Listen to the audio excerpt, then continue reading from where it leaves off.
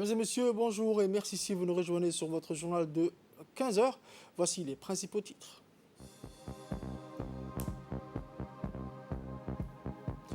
Discours du ministre de l'Éducation à l'occasion de la rentrée scolaire.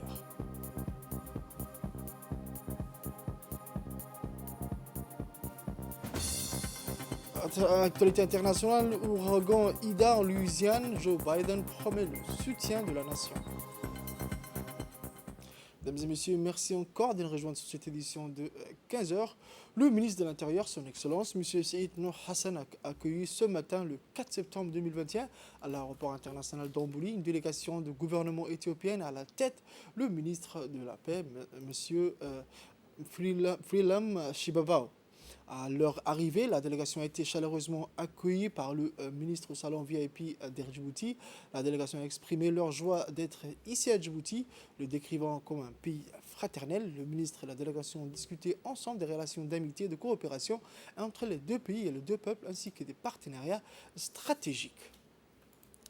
Autre actualité, la quête d'une éducation qualité passe également par l'importance que nous accordons à l'enseignement professionnel, qui est plus que jamais au cœur des enjeux de notre société. C'était les dires du ministre de l'Éducation nationale et de la formation professionnelle, M.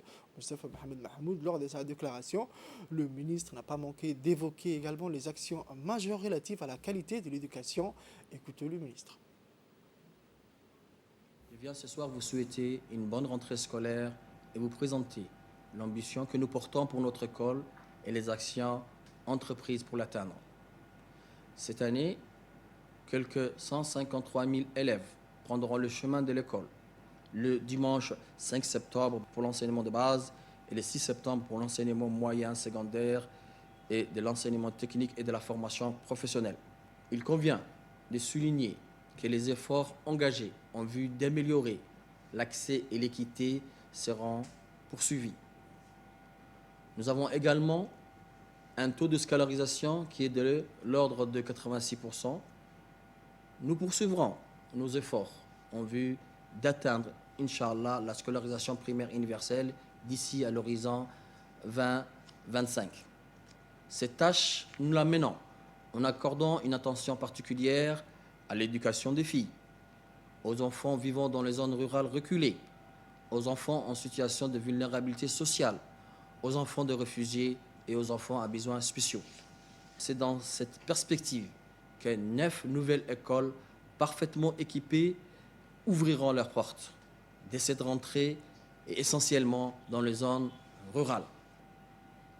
L'enseignant représente en effet la pierre angulaire du changement que nous voulons apporter au bénéfice de tous. C'est la raison pour laquelle le président de la République, son Excellence Ismaël Omar Guelleh, attache une importance capitale à la reconnaissance et à la valorisation du métier d'enseignant. Il nous faut rester vigilants. Je compte sur l'implication active de la communauté éducative, élèves, enseignants, personnel de direction et de vie scolaire et parents d'élèves pour promouvoir le strict respect des protocoles sanitaires conçus par notre département. L'attachement à l'unité de notre nation et sa diversité constituent le ciment de notre identité nationale. Je compte sur l'engagement de l'équipe de vie scolaire pour faire vivre au quotidien dans nos écoles les valeurs chères à notre nation à travers des activités et des projets éducatifs et culturels fédérateurs propres à promouvoir la compréhension mutuelle, la fraternité, la solidarité, l'entraide, la coopération et le plaisir d'apprendre. Mesdames et messieurs, l'école est une priorité indiscutable pour notre pays. Notre premier devoir, c'est de mener tous les élèves à la réussite. Je sais que je peux compter sur l'engagement de chacun d'entre vous pour relever ce défi. C'était le ministre de l'Éducation nationale et de la formation professionnelle. Autre actualité, ce matin, samedi 4 septembre, le ministère de l'Éducation nationale et de la formation professionnelle a organisé sous la supervision du ministère du Travail chargé de la formalisation et de la protection sociale l'épreuve écrite du concours de recrutement des élèves professeurs session 2021-2022. La concurrence était plutôt rude. Parmi les 2800 candidats titulaires de licence ont été repartis dans 4 sites, à savoir le centre de formation des enseignants de l'enseignement fondamental Omar Guelleh, le lycée de Djibouti, le lycée Jama Youssouf et le lycée industriel et commercial. Comme toujours, les hauts responsables du ministère du Travail et de l'Éducation nationale avaient prévu leur traditionnelle tournée d'inspection et de supervision du bon déroulement des épreuves. Cette année aussi, le secrétaire général du METRA, M. Abdallah Ali Mohamed, avait fait le déplacement en compagnie du directeur de l'administration publique, M. Hassan Ibrahim Ousmane. Côté Menfob, c'est le secrétaire général par intérim, M. Mohamed Moussa Yabe, accompagné de l'inspectrice générale, Mme Mouna Abdo, et les directeurs généraux qui ont pris part à la délégation qui a effectué la tournée de supervision de les différents centres d'examen. Les chefs de centre et des sites d'examen ont partagé avec la délégation les données et des informations sur les conditions de passation du concours. La délégation a quitté les lieux satisfaite du bon déroulement et confiante pour la suite. Après l'épreuve écrite, une épreuve orale qui évaluera les compétences linguistiques des candidats à l'oral est prévue le jeudi 16 et le samedi 18 septembre pour les admis du premier tour.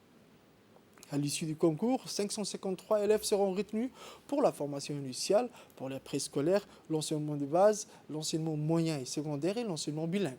Les résultats seront affichés le 21 septembre au ministère du Travail chargé de la formalisation et de la protection sociale et au ministère de l'Éducation nationale et de la formation professionnelle. À présent, l'intervention du secrétaire général du ministère du Travail et de la formalisation de la protection sociale et en même temps, président du jury, M. Abdallah Ali Mohamed. Ce matin, nous nous trouvons dans la cour d'un des 4 centres dédiés à l'organisation du concours pour le recrutement des élèves professeurs, pour vous rendre compte du déroulement des épreuves écrites. C'est le plus grand concours de la rentrée scolaire organisé en commun par le MNFOP et le ministère du Travail. 553 postes sont ouverts à concours pour répondre aux besoins de l'enseignement de base, de l'enseignement moyen, secondaire, technique et professionnel. Le nombre de candidats inscrits est de 2801 candidats répartis dans 4 centres. Le centre Omar Guelleh Ahmed, le lycée de Djibouti, le LIC, le lycée Maître Jama Mahmoud Youssouf. Les épreuves écrites se déroulent dans les meilleures conditions. Aucun dysfonctionnement n'est à déplorer. Je rappelle que le concours a été institué pour garantir l'équité et donner à chaque candidat les mêmes chances et la réussite selon le mérite. Cadre de la coopération entre la garde-côte djiboutienne et la JICA, le colonel Vaïs Omar Bogoré, commandant de la garde-côte djiboutienne, a présidé une cérémonie de signature d'un procès-verbal sur l'étude préparatoire du projet de renforcement des capacités de sûreté et de sécurité maritime au profit de la garde-côte djiboutienne. Était entre autres présent le directeur des relations bilatérales du ministère des Affaires étrangères et de la coopération internationale, M. Mahdi Absiye, le représentant résident de l'agence japonaise de la coopération internationale, M. Kaneda Masayuki, le chef d'équipe d'enquête préparatoire, M. Izumi Keita. Cet accord de signature s'inscrit dans la continuité d'acquisition de 2 patrouilleurs de 35 mètres et d'un flottant de 35 mètres au profit de la garde-côte djiboutienne.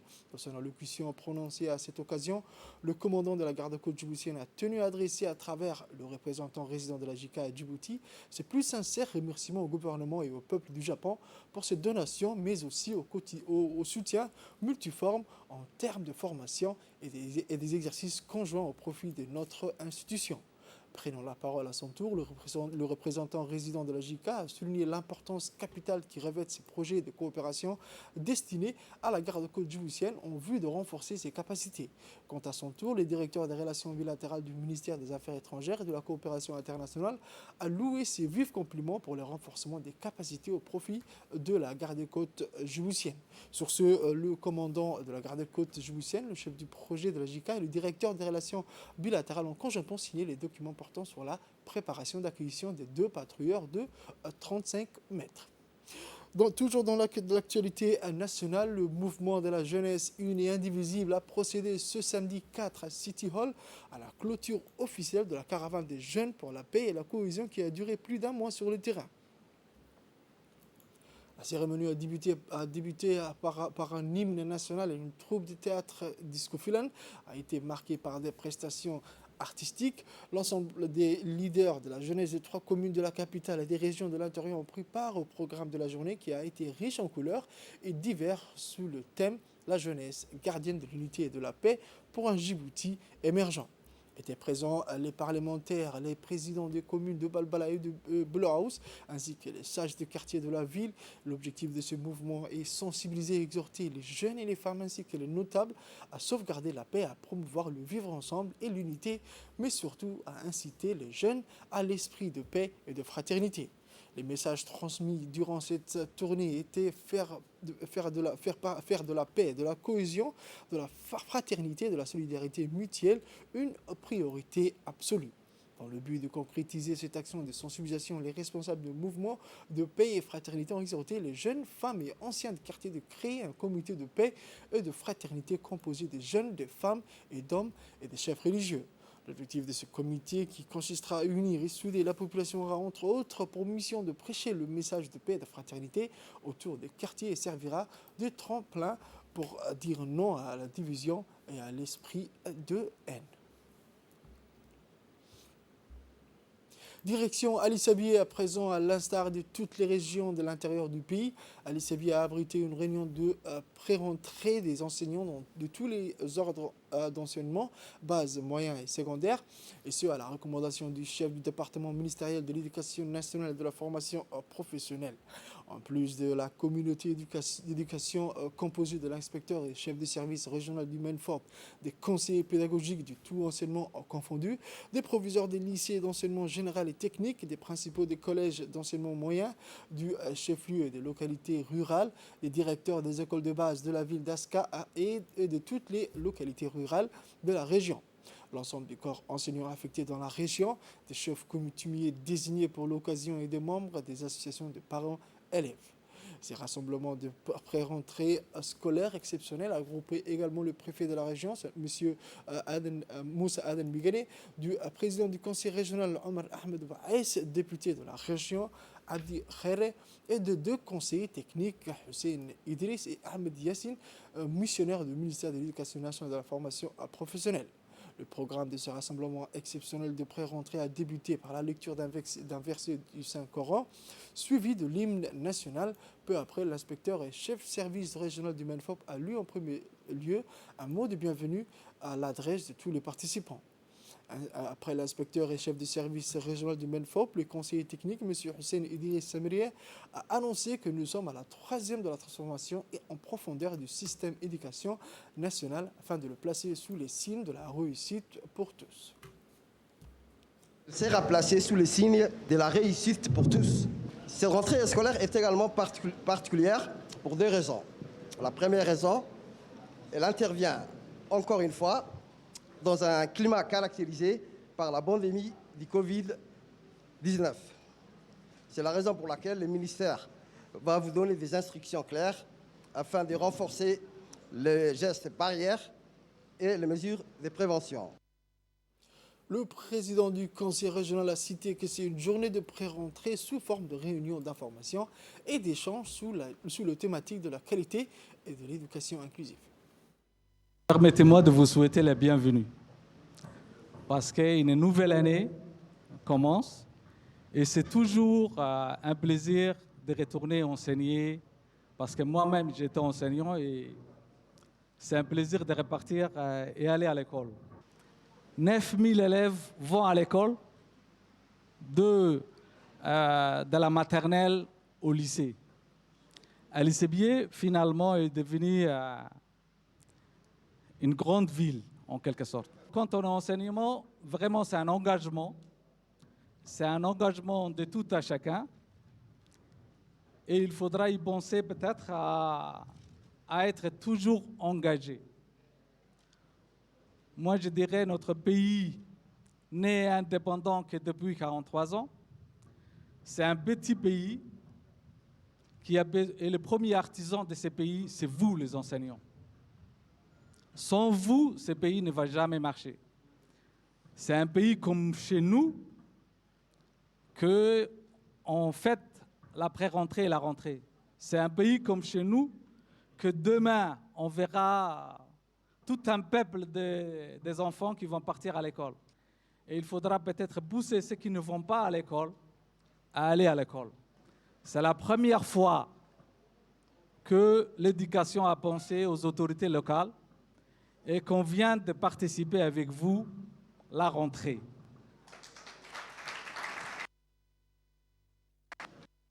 Il a lui insisté que beaucoup d'efforts ont été fournis pour mettre l'accent à l'école à tout enfant vivant sur le sol national, quelle que soit sa situation personnelle, normale ou à besoins spéciaux.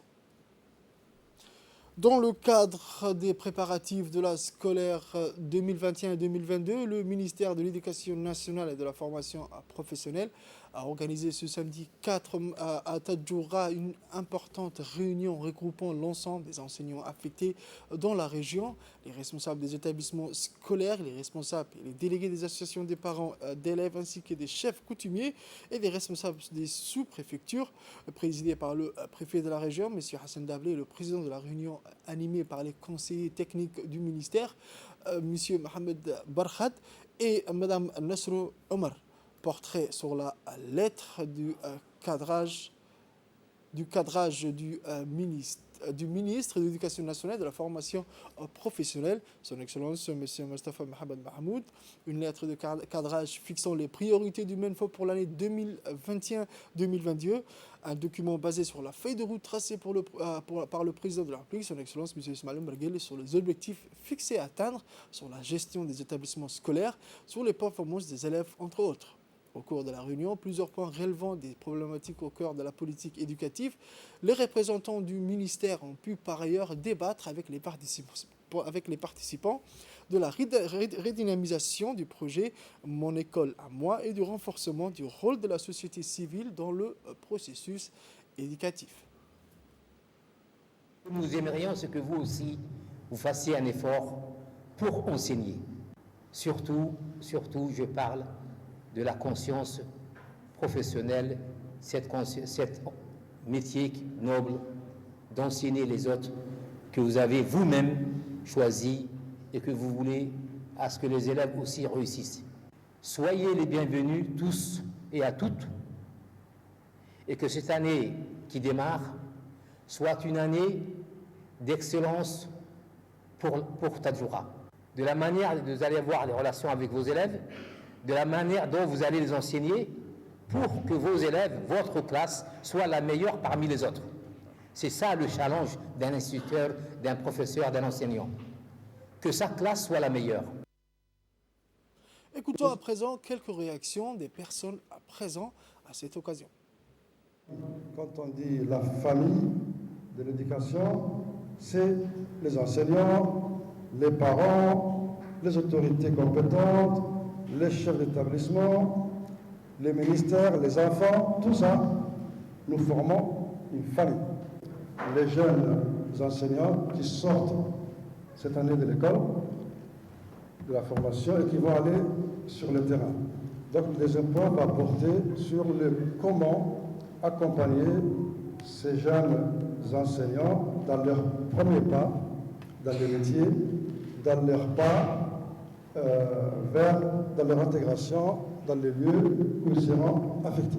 Donc on va parler de ces cas et effectivement de la lettre de cadrage pour l'année scolaire 2021-2022. Quelles seront les grandes priorités de notre ministère pour la nouvelle année. Quels sont les grands chantiers attendus? Quels sont les résultats attendus? Et les comment on va essayer d'atteindre ces résultats. Notre mission ici est de superviser avec la famille éducative et les autorités locales si tous les dispositifs ont été mis en place pour la rentrée scolaire.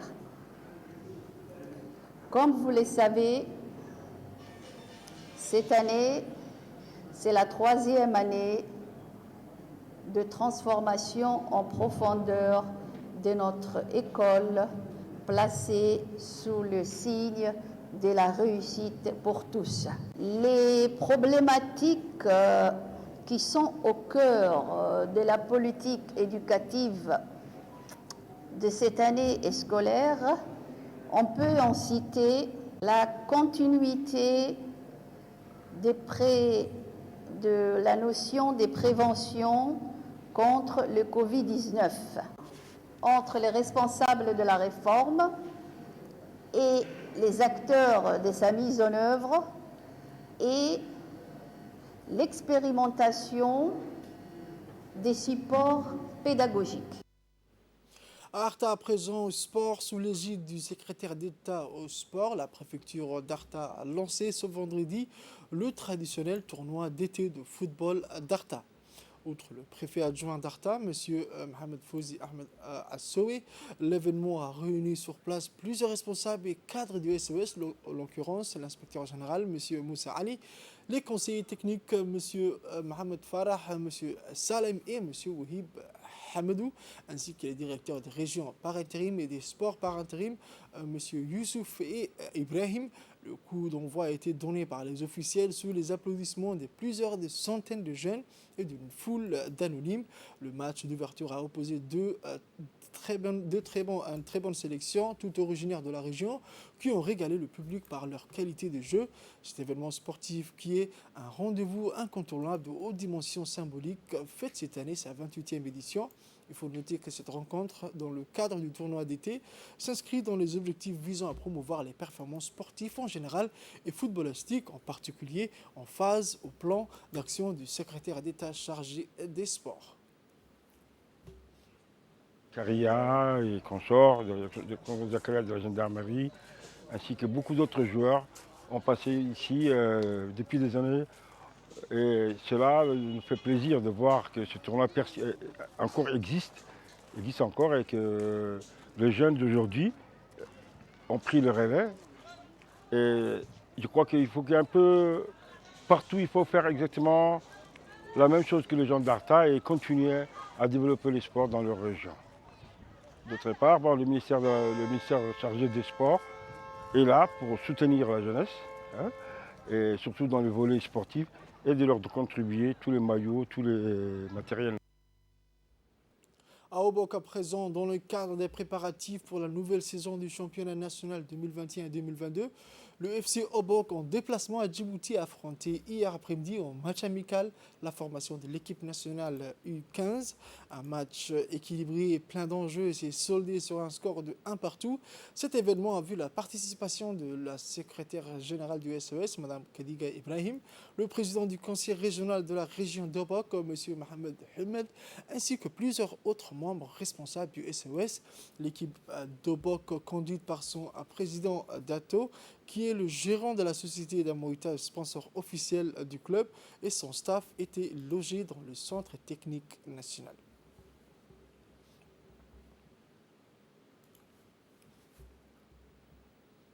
De la région d'Obok, on a pris l'initiative d'introduire l'équipe d'Obok dans le D3, dont ils étaient absents depuis plusieurs années. Donc nous avons ciblé aussi tous ces joueurs qu'on a détectés à travers les différentes ligues. Oui, grâce à la Ligue de football qui a été lancée par le secrétariat d'État au sport l'année dernière, et nous avons pu détecter les meilleurs joueurs de chaque club. Donc voilà, ici, là, on est à cet stade. Donc c'est à la différence des autres années précédentes. Cette année, on a choisi aussi d'avoir une équipe d'Obok, 100% Obok. Tous les joueurs sont ici des différents clubs qui se trouvent à l'intérieur d'Obok.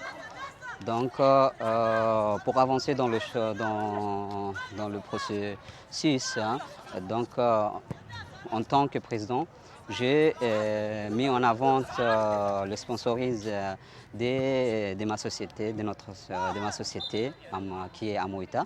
Donc d'être à notre côté pour pouvoir aujourd'hui aider et supporter cette génération qui va nous faire revenir les sourires et la joie que les Obokois avaient toujours sur le terrain. Dans le cadre de cette préparatif, nous avons aussi nous avons été vraiment appuyés et soutenus par nos autorités locales, qui est la préfecture et le conseil régional. Et voilà, aujourd'hui, si l'équipe vraiment il est à ces niveaux, au pied, à ces niveaux, donc c'est ça, c'est pour vraiment on le remercie pour la... Passons aux actualités internationales à présent. Comme mentionné dans les titres, Joe Biden s'est rendu ce vendredi dans l'une des villes les plus touchées par l'ouragan Ida. Cette tempête a été incroyable, pas seulement ici, mais sur toute la côte Est, a déclaré le président américain après avoir dévasté la Louisiane. Dès dimanche dernier, Ida, rétrogradée au rang de tempête tropicale, a poursuivi sa route à travers les États-Unis, a déversé mercredi des pluies torrentielles sur New York et New Jersey, provoquant des inondations encore plus meurtrières.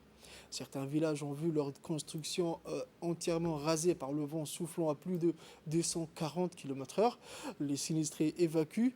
En Louisiane, plus de 600 000 personnes n'ont plus d'eau potable et doivent évacuer. L'électricité ne sera rétablie qu'en milieu de semaine prochain. Biden a promis une aide fédérale solide et a déclaré que le gouvernement avait déjà distribué 100 millions de dollars directement aux particuliers. Le président a insisté sur la nécessité pour les États-Unis de mieux se préparer à des événements météorologiques extrêmes que le changement climatique rend plus fréquent. L'ouragan Ida est un autre rappel. Nous devons être prêts pour le prochain ouragan et les super tempêtes vont arriver et elles vont arriver plus fréquemment et plus férocement. L'ouragan a fait de moins de 47 morts sur la côte est des États-Unis. C'est tout pour cette édition des 15h, mesdames et messieurs. Merci de l'avoir suivi et restez avec nous pour la suite du programme.